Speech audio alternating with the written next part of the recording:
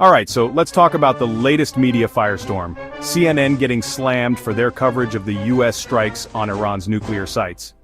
Now, if you missed it, here's the quick recap. The US dropped a whopping 400,000 pounds of explosives on 3 Iranian nuclear facilities. The official word?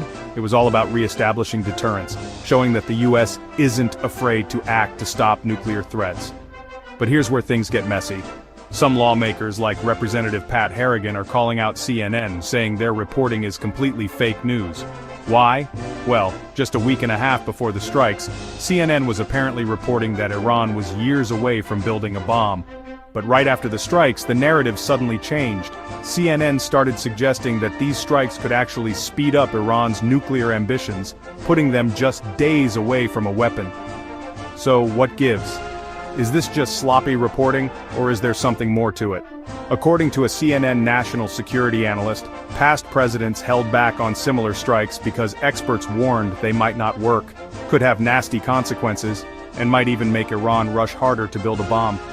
But Condoleezza Rice, former Secretary of State, jumped in to say there's overwhelming evidence that the strikes did real damage, at least for now.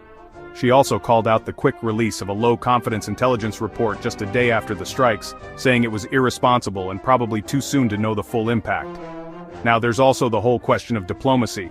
Harrigan claims President Trump tried the diplomatic route, like, a lot. He says Iran ignored all the off-ramps and just kept escalating threats against Israel and the US. So, according to him, the strikes were a last resort. And get this, Harrigan's pushing a new law called the FAFO Act, which would bring down some seriously harsh penalties for anyone caught helping foreign adversaries steal US secrets.